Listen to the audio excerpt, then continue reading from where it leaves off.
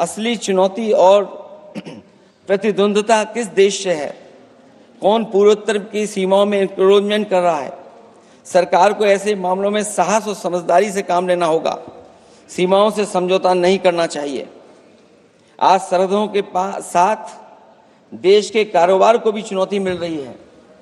सरकार को आगे बढ़कर के उसका समाधान करना है, 2 कदम पीछे करने नहीं है। अध्यक्ष महोदय, जो हम लोगों को सुनने में मिलता है, ये सरकार जवाब दे कि आखिरकार जो पाकिस्तान है उसके पीछे कौन सा देश खड़ा है। आखिरकार हमें चीन से उतना ही खतरा है जितना हमारे देश में आतंकवाद से खतरा है। सरकार की जो नीतियां हैं, सरकार के जो फैसले हैं, वो कहीं न कहीं ऐसे हैं जो हमारा सीमाओं का अतिक्रमण कर रहा है, उसी की व्यापारिक गतिविधियों में मदद करने का काम करते हैं। सरकार को अपनी आर्थिक नीतियों के लिए गंभीरता से पुनर्विचार करना होगा।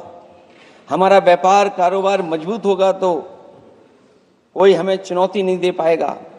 बात केवल $1 ट्रिलियन की नहीं, बल्कि देश की सुरक्षा और आत्मनिर्भरता की होनी चाहिए।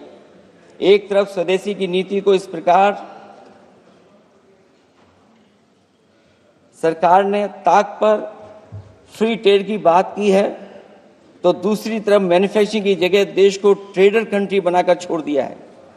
यही देश के बेरोजगारी की वजह भी है।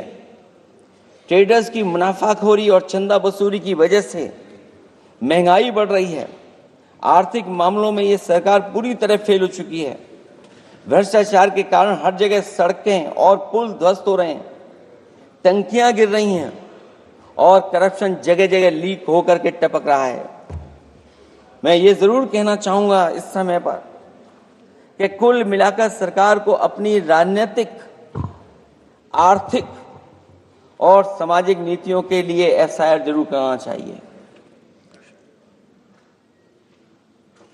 सरकार को अपनी राजनीतिक, आर्थिक और सामाजिक नीतियों के लिए एफआईआर लाने की जरूरत है। वो हर बार ये कहकर नहीं बच सकती कि चूक हुई है, क्योंकि हर बार सरकार ये कोशिश करती है कि इन घटनाओं से बच जाएं हम, केवल चूक कहकर करके। केवल हमारी सीमाएं जो पाकिस्तान से जुड़ी हैं, वहां तो आतंकवाद का हमेशा खतरा ही रहता है, लेकिन जो दूसरी सीमाएं हमारे देश की जुड़ी हुई हैं,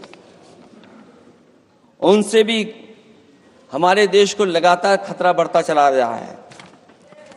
आज अपनी सीमा की स्थिति गलवान से पहले की स्थिति तक भी नहीं लौटी है। जो पहले स्थिति थी वहां ये सरकार नहीं पहुंच पाई है। वास्तविक में नियंत्रण रेखा के कई क्षेत्रों में महत्वपूर्ण बफर जोन जब भारतीय गश्ती के लिए उपलब्ध नहीं है, तो पूर्वी लद्दाख में अतिरिक्त भारतीय तैनाती जारी है, जिससे सेना को सैनिकों की भारी कमी का सामना करना पड़ रहा है। हमें उम्मीद है कि जब इतने महत्वपूर्ण समय पर बहस हो रही है, तो सरकार अपनी अग्निवीर वाली योजना को वापस लेने का काम करेगी।